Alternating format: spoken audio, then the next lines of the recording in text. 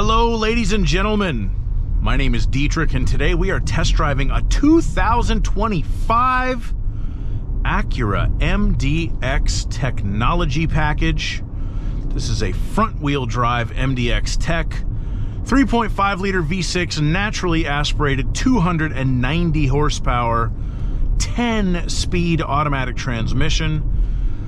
Allegedly, for the 2025 model year, Acura has increased the level of sound deadening and added some acoustically laminated glass or some such situation to make the vehicle quieter.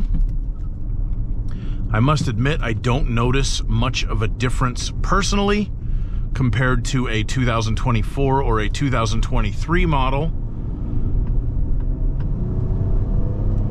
Perhaps on the freeway, one might notice a difference, but at the kind of speeds I'm doing here, I don't know, sounds about the same to me, but I'll take their word for it.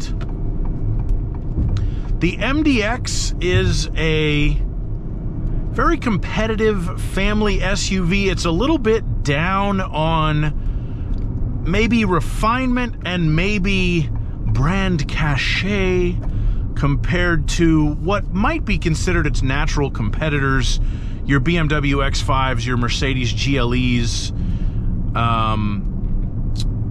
Audi Q7s, those type of vehicles. You know, those are a little bit nicer as far as fit and finish, maybe looks, you know, more brand recognition, whatever. But the Acura is a lot cheaper if you consider the features and equipment that you get. Let's see. Window on this car is $58,250.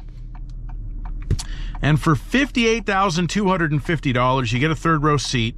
You get a 290 horsepower V6, not some stupid overmatched 2-liter turbocharged 4-cylinder. You get built-in navigation. You get a 19-speaker Bang & Olufsen sound system. You get adaptive cruise control. You get blind spot monitoring. You get remote start. You get digital gauges. You get a lot of stuff for that money that would cost you a lot more on one of the more Germanic competitors.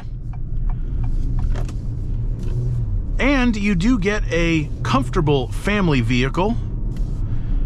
I inadvertently activated one of the new features on the 2025 model. Since this one does have the built-in Google navigation system, I'm not sure if it's showing up on the screen, but I can put the nav on the digital gauge cluster if I want to see it, and I can also take it off of there. The navigation in this car now, the screen is a touchscreen, which overall is a big improvement. They've gone to a Google-based system. I don't know that that is an improvement because it requires a data connection to maintain like map connectivity and full, you know, Google in-car features. And it comes with a free data connection, but it's only free for 3 years, and it's through the worst cellular network of all time, AT&T. So let's see how it's feeling about life. What is the temperature in Puebla, Mexico? Currently in Puebla, Mexico, it's 78 degrees. There you go. So it can do that. Can it do climate control?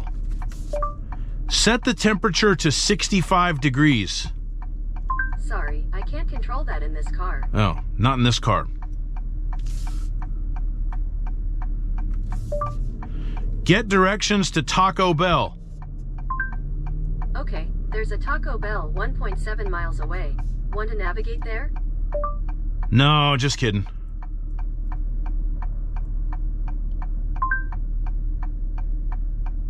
Did it give up? Okay, it gave up.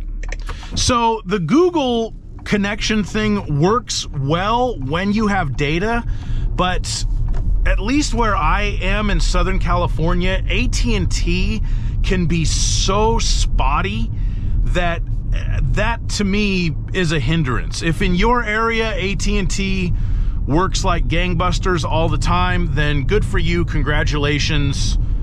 This will work well for you. But if you have the car for longer than 3 years, you're going to have to pay some kind of monthly or annual fee, and I don't frankly know how much that is to keep it going.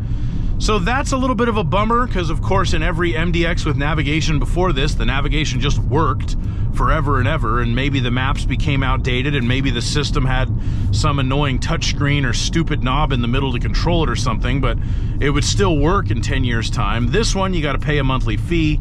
You know, again, unfortunately, that's the way that the auto business is going. Acura is certainly not unique in that regard for doing that, but doesn't mean I have to love it, that's for sure. The MDX does strike a very good balance between ride and handling. The ride is comfortable. You can feel that obviously this is meant to be a family vehicle, so you know, it is meant to provide comfort for everybody that's riding along and all your passengers and cargo, etc. But being an Acura, there is still some sporting flair to it. The steering is direct. The chassis is very well controlled. It is a very nice driving SUV as far as SUVs of this size go. I do like the fact that it does still come standard with a V6. Turbocharged 4-cylinders on paper have enough horsepower and torque to move a vehicle of this size and weight, and obviously a lot of car companies put turbo 4s into their SUVs of this size, but I just, you know, I've driven a Mercedes GLE with their turbo 4-cylinder. I think it's just not enough engine for that car. I think ditto, even though it's in a different class, goes to the Subaru Ascent. I think that is a car that would benefit if it had a 6-cylinder engine as standard instead of a 4. And, you know, the turbo makes up the power difference, but it also puts a lot of stress on the internal components of the engine. And when you have a larger displacement V6,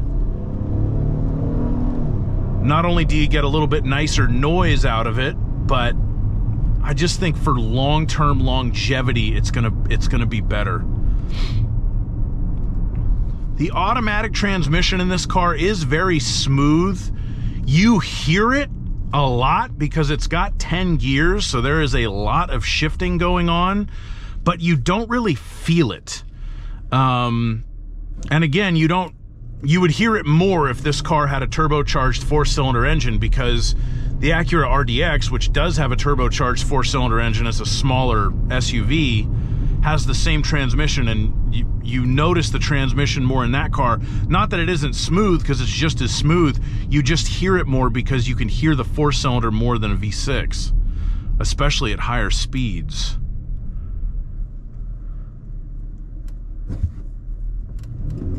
Moderate throttle, 2nd gear, 3rd gear, 4th gear, 5th gear, 6th gear. Basically, right when we hit 50 miles an hour, it shifted into 7th, and it still had 3 more gears to go. That is kind of a trip. That is a lot of gears.